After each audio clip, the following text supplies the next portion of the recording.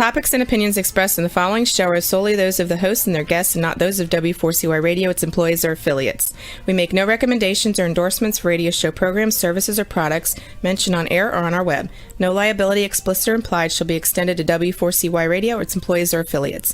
Any questions or comments should be directed to those show hosts. Thank you for choosing W4CY Radio.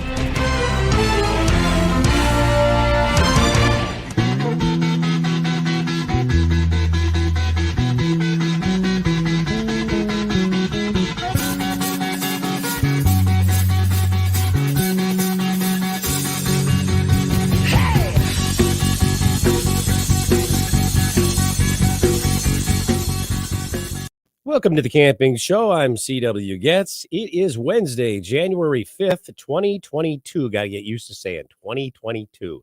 In fact, I think last week on the form that thing that I had here, it said 2022 and it should have said 2021. So if anybody caught that, I apologize. But we have a nice chilly 11-degree windy, super windy day here today near Chicago.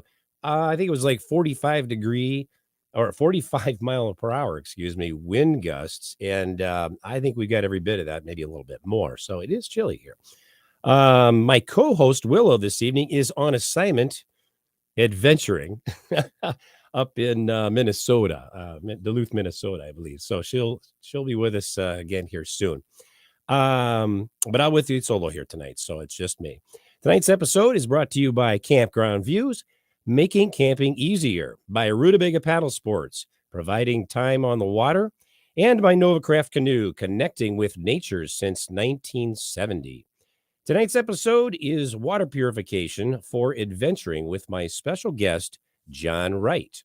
Lifelong outdoor enthusiast, hiker, climber, and backcountry adventurer, John Wright is a graduate of the National Outdoor Leadership School, Vice President of Sales for Katadyn North America, and Vice President of Sales for Spectra Watermakers. John also serves as a volunteer, as a water and sanitation health disaster team lead and team chief when called upon, as well as technical advisor for World Hope International. A professional in the world of water infrastructure equipment manufacturing, he applies his extensive knowledge and background experience to create drinking water equipment solutions and portable desalination gear for disaster and humanitarian development projects globally. A veteran of numerous disasters, he has over 1,000 unit hours of operating portable desalination equipment and freshwater solutions to make drinking water for those in need as a result of disasters. And with that, welcome to the show, John. Thanks, CW. Good to be here. It's always good to talk about water, but I have to say that was quite a mouthful. Absolutely. Well, and it's quite an impressive list, introduction. I mean, I got to tell you, a lot of times, people come on, guests come on, and some of them are just, hey, basically, we know what we're talking about. You have all the credentials to know exactly what's going on. There's no doubt that you are an expert. So I really appreciate you being here with us this evening. So, well, and by the way, let me ask, you are in Wisconsin, as you said, right? Correct. And what kind of weather are you getting in Wisconsin? Yeah, pretty much the same. About 14 degrees, 30-mile-an-hour wind gusts, snow coming down. I need to shovel before I get out of here. So you get the wind too. Yeah, the shovel thing. You said you were snowed in, right? Yeah, pretty much. Well, and I would assume that Willow in Duluth is getting about pretty much the same sort of weather we are. So hopefully she's enjoying that. I know she likes the winter. I'm not a big fan, but that's just me. So, well, let me start out here by asking you, why is water filtration so important when you're adventuring?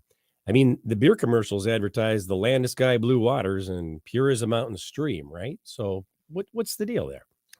Indeed, they do say that. And in fact, I can name the manufacturer who used that tagline, dating us both as older. Yeah.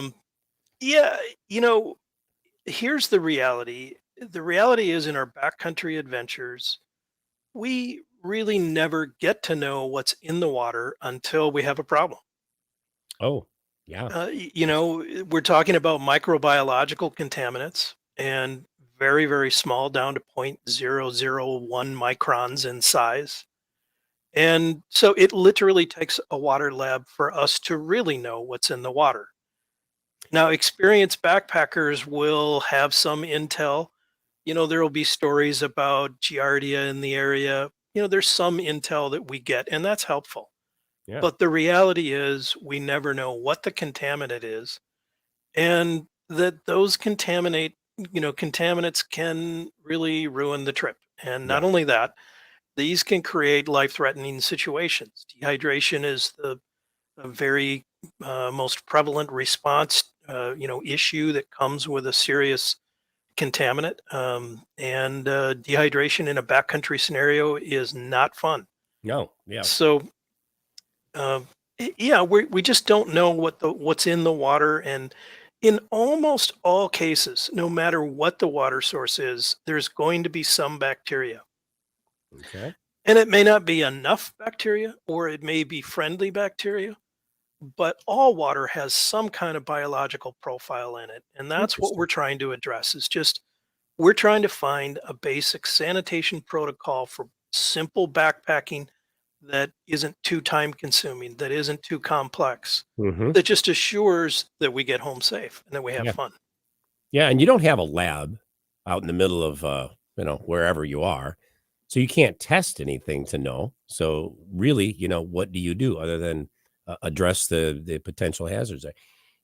And I just got to tell you, I got a call today from a canoe buddy of mine who we went to school together, but he was a little bit older than me.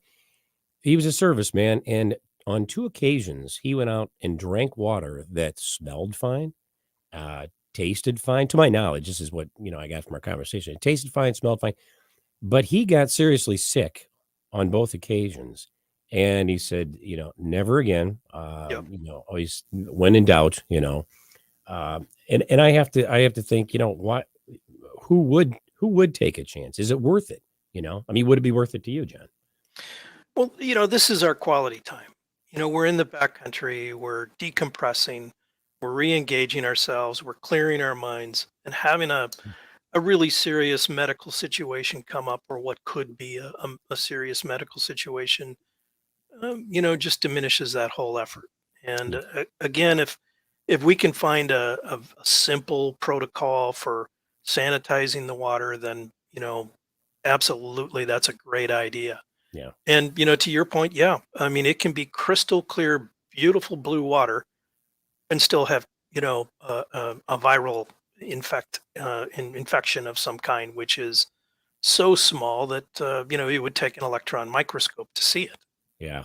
And I've had that personal experience myself. And I'll tell you, and I wrote in the promo for tonight, it was on Instagram and Facebook. I said, or this afternoon, I said, it doesn't have to smell bad or taste bad to be bad, and or have bad things in it. And would you validate that? That is absolutely the case. Yeah. Yeah, it can be crystal clear and still have some kind of contaminant. Now, there's other types of contamination. Industrial contaminants, industrial materials, pesticides, Yeah.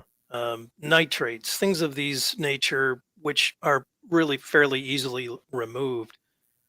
But in most cases, you're not going to get enough of those in a backcountry scenario to be an issue. But the biologicals, on the other hand, and what we're referring to is this: the biologicals that can ruin our trip are bacteria, viruses, and protozoan cysts. Those 3 group of bad guys are what we're trying to address. And hopefully today we can talk about just the basic steps that we should go through that eliminate this as an issue on a trip or on a mission. Yeah. What Yeah. if it's a travel scenario where you're traveling, and you come down with with a stomach illness, or what if it's a disaster mission, which we've talked about a little bit, that diminishes our responders from being able to make water, or makes them part of the problem if they need to be medevaced. Mhm. That can be a big consideration in a disaster response. So the protocol, I think, is generally seen as being kind of complex, and hopefully we can talk about it a little bit. It's really not complex. It's very simple. Yeah. Right. I'm gonna go backwards here, and I know you've answered this, but I'm just gonna throw this question out here. Are there certain situations that require different degrees of filtration? The answer is, and it's a good question, the answer is yes. So if it's a virus, well, we're going to need not just a standard filter, we're going to need a much smaller pore size, or we're going to need to include a treatment, Mhm. chemical treatment, like a chlorine tablet in the protocol. But here again, we don't know what's in the water. So there are situations where the water contaminants require different types of filtration processes. But what we're proposing is we'll never know what that is. So we're going to propose a sanitation protocol that's very simple that will address most, but not all, of the biological contaminants. Okay, great. Yeah, that's great. I almost said all. I was going to try to, but not everything. There's no 100% on everything, is there? That's right. Specifically, and this is the one I definitely know you touched upon here, but you feel free to repeat. Specifically, what type of things are present in water from streams, lakes, creeks, and even the ocean that need to be filtered out so that it's suitable for drinking? Yeah, we go back to that big three. The biologicals are the ones that cause us problems. Now, that said, it may be dark in color and not have biologicals in it. It Oh, may wow. have suspended solids in it. It may have organic compounds in it. It may have decaying biological, matter, leaves, and it may have minerals, suspended mineral content. Okay. And all of those really don't make us sick. Wow. Um, that's right. Well, All of looks can be deceiving in that way. You're thinking, "Oh, I'd never drink that," but that may not even hurt you, right? It might not hurt you. Yeah. Let's assume that there's no pesticides and there's no, arsenic and there's no, industrial contamination or Mhm. materials in the water as well. But, using a filter to remove those types of contaminant makes the water look really clear. And it really gives us all a sense of comfort that Good feeling, right? Yeah. yeah, the water we're drinking is going to hydrate us well and that we're going to be healthy. Yep. Let me ask you this. Again, I believe you just answered. Sorry, folks, for the repeat, but what sort of things cannot be removed by a Yeah. filter? Yeah, there are some. One of the biggest questions that comes up is, can I use my filter for removal of salt? So, for example, seawater. And the answer to that question is that a microfilter goes down to about zero point zero 0.01 microns. The salt ion is zero point zero zero zero 0.0001 microns. Oh, wow. So we're really, really going to, the salt's going to go right through a microfilter. Yeah. And we're going to need to find another water source, or, we're going to have a pre-planned desalination system available to us to desalinate seawater. So microfilters will also not remove viruses. Yeah. Viruses are too small. They'll go right through the pores in the class of filters that we refer to as microfilters. Right. Right. But microfilters will also process water quicker. They will remove the bacteria. They will, at the EPA recommended level, they will remove the big contaminants like Giardia is a protozoan cyst, and it's a big guy, and he's pretty easy to remove. Um, but viruses will go right through a microfilter. So, the question then comes: do I need to increase the, do I need a better filter? Yeah. And the answer to that is that they're available. And using a UV sterilizer in concert with a filter, or using a tablet in concert with a microfilter, is another option. Yeah. So, Yeah. Go ahead. well, I think that's one of the questions that we need to answer as consumers. What is the right combination of solutions to deploy when we're in the backcountry? And I think you can see I'm kind of leading you towards that team of using a microfilter in combination with a treatment tablet or a UV solution. I mean, a UV lamp Mhm. that would deactivate the viruses. Yeah. You use those two in combination. So now you always have a filter and you always have a backup. And you use the two of them together to minimize or to eliminate viral contamination, which again will go right through a microfilter. This Yeah. is a very simple approach, and highly recommend that we always have a filter and that we always have a backup. And that backup should be either UV or a chemical treatment such as chlorine. Let me ask you this, and before we take a commercial break here, I because you answered my last question there before. Um, you're saying that in not all cases do we have to use something in addition to a filter, but playing, how would you say, err on the side of caution. It would not be a bad idea to do that in each and every instance, would it? To It, avoid the use of both, I'm saying. this is what we recommend at Katadyn. This Yeah. is really the best approach.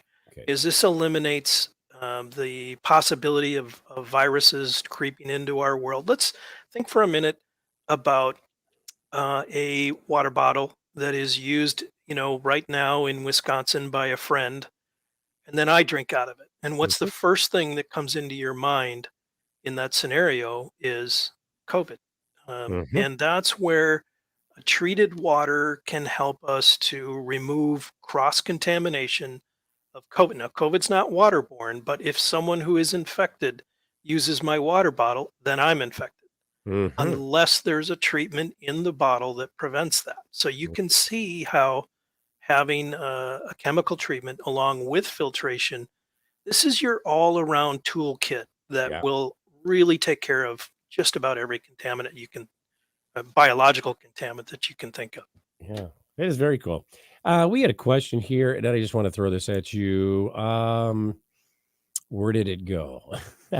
Oh, here it is. Mustang 774. One area I hike in has tea-colored water, high in tannins. Mhm. Tannins, harmful? Not probably harmful, are they? Again, this is organic matter, and it's not biological in nature. It can host biologicals. Okay. But a basic microfilter will reduce the amount of tannin pretty dramatically and pretty quickly. Now, one great example of that is the boundary waters in northern Minnesota and Mhm. Canada, Mhm. the Quetico and the boundary waters. Tannins are very, very typical there, and microfilters do a really good job of removing them, making just about any lake water, really acceptable drinking water. Mhm.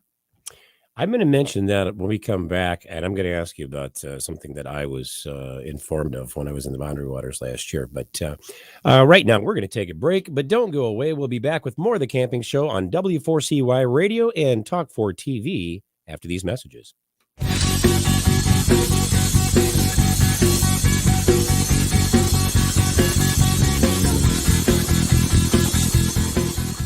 It's time to go camping. Introducing Campground View's virtual tours. You can tour the campground, see the sites, see if they are available, and click to book your perfect spot. Hit the open road and explore the amazing places found in nature. We make it easy to discover, find, and book your site so that you can go have the fun and freedom you seek. Campground View's virtual tours make it easy and simple for you to see where you are going. A few years ago, someone asked Rutabaga's owner, Darren Bush, "Hey, how long have you guys been selling boats?" Darren replied, "We don't sell boats. We sell time on the water." Of course, that comes in all types. We help people paddle more safely with Rutabaga outdoor programs. We rent canoes, kayaks, and stand-up paddleboards. We sell and install racks to get you from home to adventure. Rutabaga's got everything you need to get you out on the water, like paddles, life jackets, dry bags, and clothing. Rutabaga Paddle Sports, on the web at rutabaga.com. Mention you saw this ad on The Camping Show.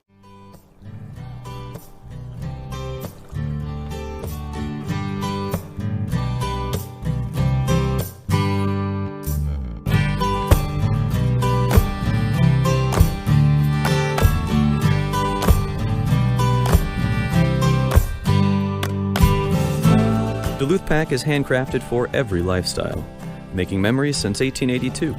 In store at 365 Canal Park Drive or online at duluthpack.com.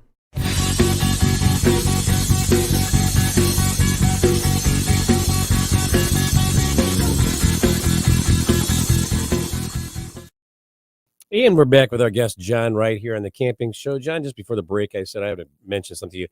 When I was in the Boundary Waters last summer, we were told that if you take your water bottle and turn it upside down, just air, and go down past a foot, you'll get past any bacteria in the water, anything bad that would happen to be there. But you drink right out of the lake. I mean, what's your opinion on that? Yeah, there's some truth to that. And that is typical teaching in the humanitarian world. Where you draw the water from makes all the difference. Okay. What water source you choose and where you draw the water from. So at the very top of the surface of a lake, a river, those temperatures tend to be just a little bit warmer, so the biologicals tend to migrate to those areas. Now, on the other hand, the very bottom of the lake or river has some other contaminant issues. It's going to have a lot more mineral content and whatever else is at the bottom of the lake. Makes sense, right? So yeah, it is true that drawing your water from just a few, a foot down or however far you can reach down to draw your water does tend to improve on the quality. Okay. And thank you for addressing that. This is a Katadyn question. Are there different sizes of filtering units to accommodate larger groups and various activities? Yeah, there are, and they range from about 1 liter per minute to about 3.8, almost 4 liters per minute. Wow, that's a lot. Yeah, and that's a really good point. So, we've talked a little bit now about why. Now, if we talk a little bit about what is the right approach? What system? What should I use? Well, you've led us right to one of the great indicators that I have, for people looking for a filter, and that is to look at the flow rate. So the package will tell you, is it 1 liter per minute? Is it 2 liters per minute? Those are two very, very typical claims. And then there's some higher volume, systems out there. The Katadyn Expedition is just about 4 liters per minute. So you can choose those in a couple of different ways. One is if you have a crew of 5, you're probably going to have 3 people that have a filter of some kind. And that does help as a group to meet the group need of water.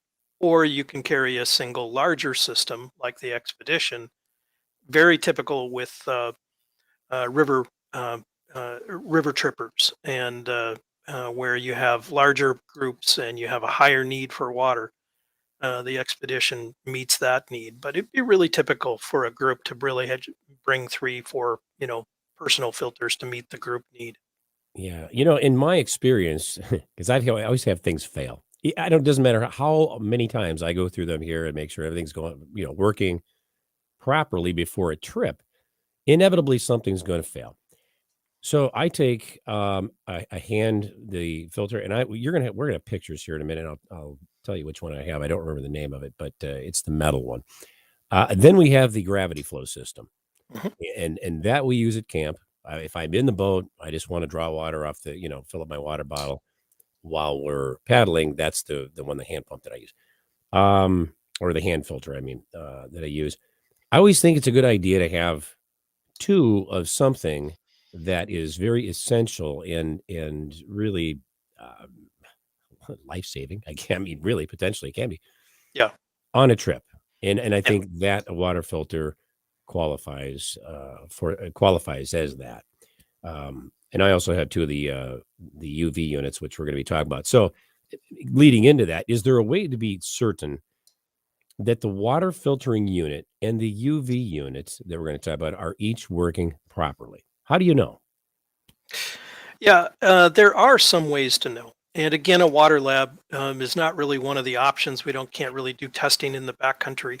Right. But one example of where you can test for the efficacy of the filter, that is the function of the filter, is with our microfiber filters, our hollow fiber filter elements. This is a very typical type of water filtration cartridge that's available from several different manufacturers. This is the newer type of water filter that's out there. And with our filter, not all hollow fiber filters, but with ours, it does not allow air through the system. Okay, nice. So it will allow water through the system. It will prevent, biologicals and larger contaminant particles to be removed. But if you try to blow air through it, it won't work. Okay. Now, on the other hand, if you were to breach that filter cartridge, let's say that there was mechanical damage, or that high pressure was applied, or that the filter had biological growth in it for years and had diminished the membrane. Whatever the case, if you can blow air through a Katadyn B-free filter, well, that's an indicator that it's time to replace that cartridge. Something going on there. Yeah. Okay. Yeah. Now, that's not true of all of the hollow fibers, so we should look for that in the manufacturer's documentation, but it is true with ours.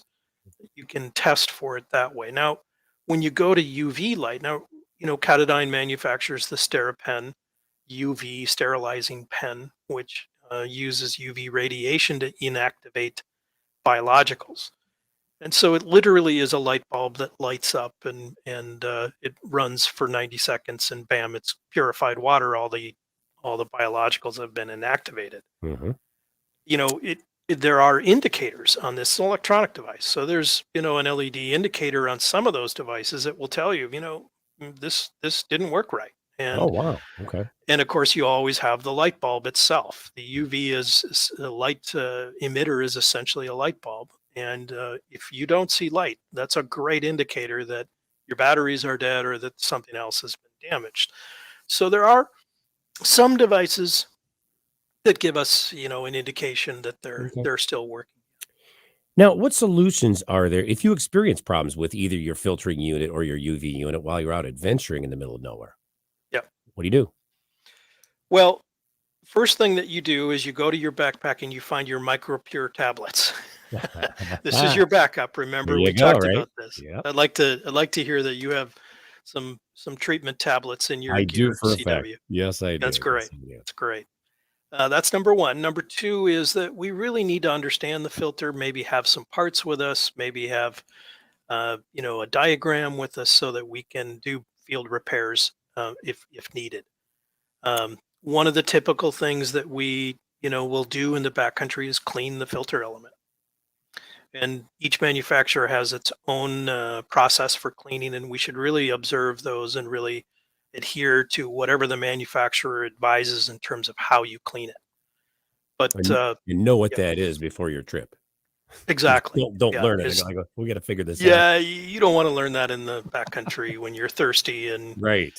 that's not the time. But once you have once a filter becomes fouled with whatever the contaminants are, it gets to be harder to push water through it, and then we tend to push harder on the pump, or squeeze harder on the reservoir, or blow harder or draw harder the water through. Some membranes don't like that extra pressure, so Yeah.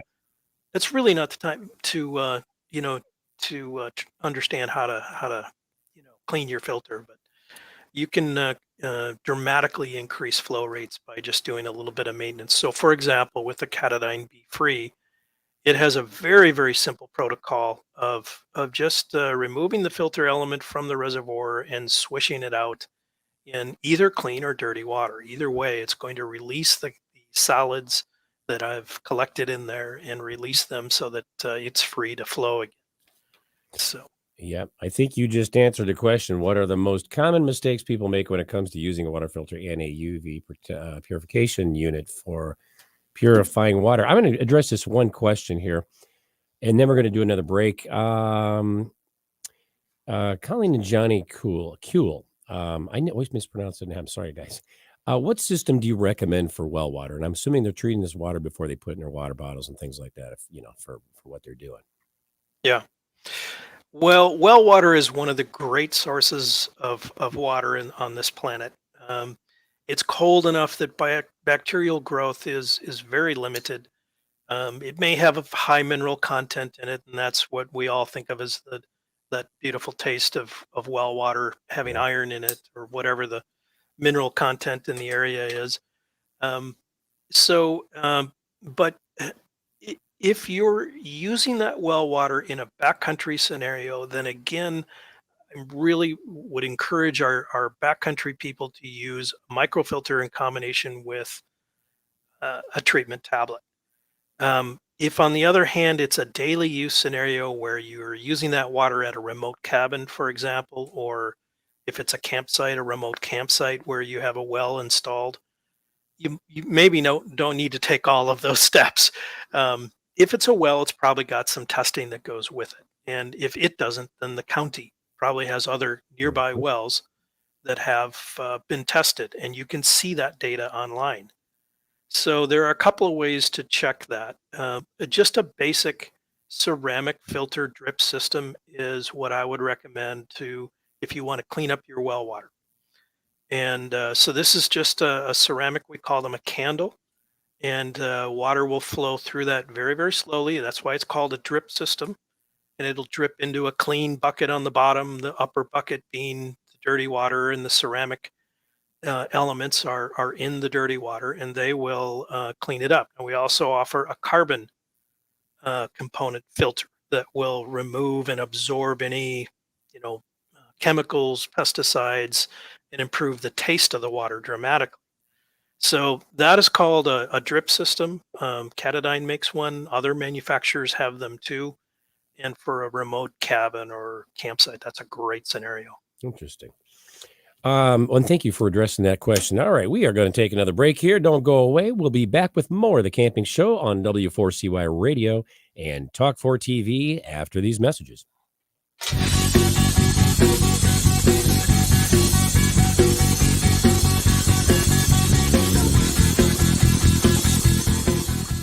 It's time to go camping. Introducing Campground View's virtual tours. You can tour the campground, see the sights, see if they are available, and click to book your perfect spot. Hit the open road and explore the amazing places found in nature. We make it easy to discover, find, and book your site so that you can go have the fun and freedom you seek. Campground View's virtual tours make it easy and simple for you to see where you are going. A few years ago, someone asked Rutabaga's owner, Darren Bush, "Hey, how long have you guys been selling boats?" Darren replied, "We don't sell boats. We sell time on the water." Of course, that comes in all types. We help people paddle more safely with Rutabaga outdoor programs. We rent canoes, kayaks, and stand-up paddleboards. We sell and install racks to get you from home to adventure. Rutabaga's got everything you need to get you out on the water, like paddles, life jackets, dry bags, and clothing. Rutabaga Paddle Sports, on the web at rutabaga.com. Mention you saw this ad on the Camping Show.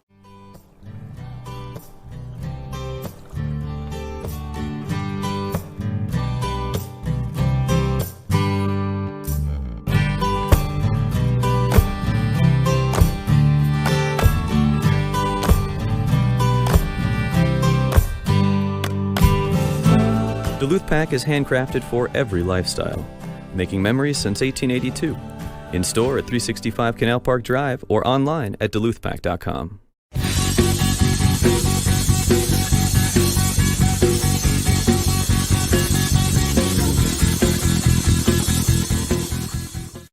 And we're back with our guest, John Wright, here on the Camping Show. Roxy, could you put some photos up here of John's? And we're going to have him go through each of those and tell us a little bit about them. There we go. This is an old friend. Yeah, this is the tablet that I referred to. This is Micropure. And this is a tablet, one of the very few tablets available in the marketplace that will inactivate the very worst of the biologicals. And so the worst of the biologicals is a nasty little bugger called Cryptosporidium. And we in the water business like Cryptosporidium because anything that will inactivate or remove that guy will remove any other biological. He being the very toughest, hardest to kill The arch nemesis. Exactly. He serves as a pretty good indicator of the rest of the pack of biological nasties. Yeah. So if we can inactivate that guy, man, you're safe. You're And home. Yeah. that's true in the water business protocols. That crypto is a great indicator, and that particular tablet, Micropure, will inactivate biologicals like crypto and giardia, all bacteria, all viruses, and chlorination, I have to say, is one of the great things on this planet that has saved so many lives. And Yeah. this is just a great version of that. It uses chlorine gas instead of sodium hypochlorite in the water. It uses chlorine dioxide gas in the water, and that's what inactivates the biologicals. Yeah. Great, Does it great taste funny? tablet. Does it taste funny? Yeah.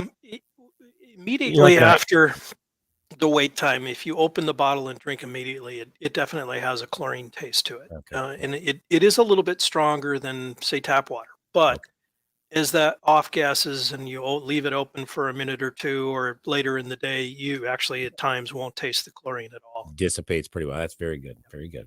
All right. Thanks. Here we go.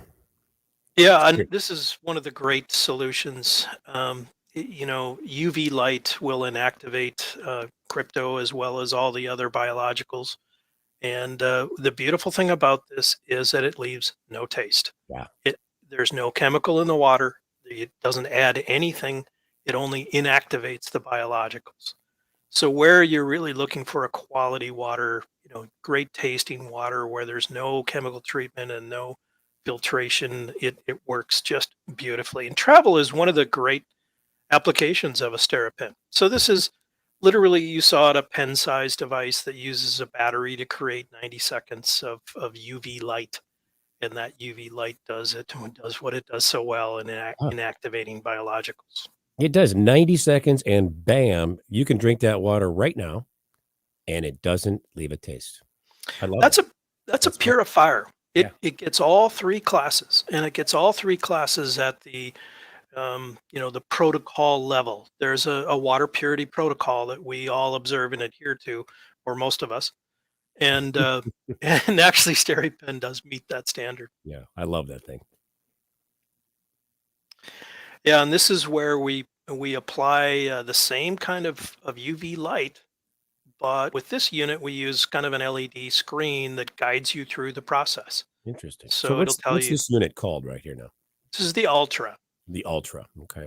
Correct. And this is available at all outdoor retail. It's not anything that's hard to get, and it will just walk you through the process. It'll give you a nice smiley face if you have done the process correctly, and it will tell you either way. If it's not right, it'll give you a sad face. And, I love that. Fail safe, right? Yeah. I love exactly. Yeah. Exactly. Well, this is the new generation of water filtration.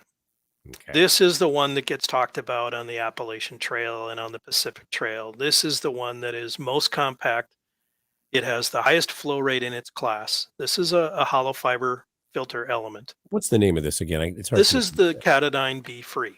Be And Free. this- There you go. Yeah, Okay. this is the 1 liter. It comes in a smaller version, and it goes up to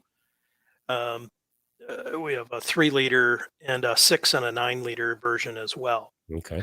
So it's available in several different sizes. This has a 2 liter per minute flow rate. And so again, if I can help in no other way but to say, man, really look for the faster flow rates. Mhm. No one wants to sit there and crank out 10 minutes of water when you can do it in 5. And so that's something that everyone always appreciates. No one ever says, man, I'm really glad I bought the lower flow rate. It's a good camp chore for kids, though. Discipline. Teaches them discipline, right? I don't know. Made that up. Oh, yeah. Love it. Yeah, here's a 3 liter gravity version of the Be Free. So this is one that just uses gravity. You don't have to, compress it. You don't have to pump it. The water will flow through the hydration hose there. There's a valve at the end. So this is a real friend of mine. This has been used in lots of disaster scenarios as well, where we sell this without the retail packaging so that we can help our NGO partners to deliver more goods with less refuse on the backside, Yeah. and to deliver a water filter that can be used in freshwater scenarios. Something I like about your product here, and this is what we use at camp, is the top. There's a rigid piece. If you can put that back up there for a second, Roxy, there you go. It's rigid at the top, and those two clips keep the thing. I mean, it just holds its shape, Yeah. and when you're filling, it's much easier as well. And I just like this system. This is like my favorite system. So. Yeah, you've just mentioned another feature that I'd really like to encourage, people to look for. And that is that the larger the opening, the larger the hole in the reservoir, the faster you'll be able to fill it. Big time. Big time. And It if it's does a make tiny little hole, man, that gets to be frustrating. makes a big If difference. it's a big hole, man, it's just really easy. So look Yep. for the bigger holes. There we go. Yep. One of our best-selling water filters. This is the Hiker Pro, and you can see inside there is the pleated filter element, and you can see the pump handle. So pumps are, they still have a place in this market, and be typical for people to lean towards be free. But where pumps really tend to make sense is this has like some carbon content to it. So if your water is not tasting great, this is going to take an additional step to remove taste in the water. And it's a 1 liter per minute approach. And one thing I want to say about this is when you put this in your hand, you can feel the quality. You can see the engineering, and you can see Katadyn in its very essence. And that is a room full of engineers in Switzerland that say, I can make this better, and here's how I'm going to do it. This is a very serious business to us in terms of sustaining life. And in fact, that is our company tagline, is sustaining life no matter where. Yeah. These are not just consumer products. These are devices that are designed to sustain your health in the backcountry, and it's something we take very seriously. And I think the Hiker is a great example of that, in that you can see the quality, you can feel it, you can feel the way that pump works so smoothly, and it moves water so quickly, and even at higher pressures it does the job well. So they do a great job. I can attest to thank that. you. So. And there's the one Yeah. I own, John. That's the one I was trying to tell Yeah. you. I don't remember the name of it, but it is Yeah. wonderful. This is a beautiful instrument. You're going to own that filter for another 20 years. Yeah. This is called the Katadyn Pocket, and it uses a ceramic filter element in it. It's like a clay flower pot, but the filter element has some pores to it, of course. And one thing about ceramics is that you can clean that element over and And over and yes. over again, for years, Mhm. and get it back to high flow status after it's filtered out a lot of contaminants. So it really, again, the quality of this thing, of this particular unit, is just so evident. These are aluminum fittings. These are higher end hoses. You can really feel the quality, and this is the reason that my attention was turned to Katadyn in the first place. As a backcountry user, this was the filter we all wanted, and so yeah, Katadyn Pocket, and I got to tell you, it's still in high demand, and we can barely keep up on that one. I've noticed that. I have. Yeah. And somebody asked me about them, and I said, "Oh, they're sold out. They're sold." Telling you, it's a beautiful, wonderfully smooth working operational piece of equipment, and I Yeah. can't say that enough, man. And absolutely. And is that our last picture? I think, or no, it's not. I'm sorry, we got a couple more here. Well, this is an example of a desalinator. So this is not something that would really work in an outdoor setting or in a camping setting at all. It's designed for life rafts, and but this is what desalination looks like, at least in a hand pump. So this thing is about 32 inches long, and it has a seawater reverse osmosis membrane in it, and it draws water in, and it rejects some of the water, and you get a little bit of flow of fresh water. And this will work in seawater or brackish water, and it will remove the salt ion. And so that's a filter on steroids, essentially, is what it is. Many thousands of dollars at retail. but I just did want to show that capability because, as we fly and as we are on, boats and watercraft, if they have a life raft, they Yeah, probably have a Katadyn yeah, desalination system in it. makes sense. And the hiker, yeah, this is one of our best-selling filters, and it's been with us for years. And again, it's a pleated style filter that works in that unit. And and it's not expensive. It's still well under $100. Yeah, And yeah, so this is one of the utilitarian pieces in our line. But again, the Be-Free line has drawn some of the attention away from the pumps, and the Be-Free line is right now the one that is really hard for us to keep up with, and the one that we hear the best reviews about, and the one that we hear talk on the big trails, on the Appalachian and the Pacific yeah, trails, that everyone is looking for a Be-Free filter, which is something we're proud of. yeah, yeah. And and I can see, like I said, I use both, and I can see the application for both. So yeah, I mean they're both excellent products, excellent products. Yeah. Real quick, we've got about 3 minutes. We're winding down here, and I'm going to take a minute of that to sign off. But real quickly, where can our viewers and listeners go to learn more about the products that Katadyn Group offers? Well, thanks. Yeah, I think it's scrolling across the screen, but catadyngroup.com.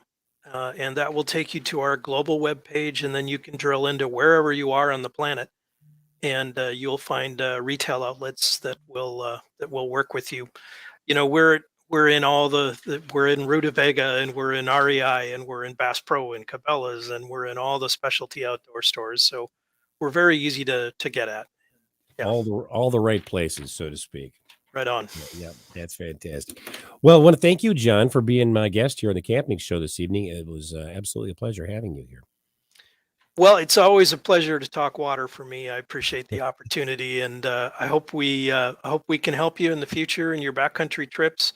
I hope that you stay healthy, and I want to wish you well in your backcountry adventures. Oh, thank you. We all appreciate that, John. Thank you so much, and a lot of great information here this evening. And I appreciate you being specific about all that stuff that we talked about. Okay, Thanks. you bet.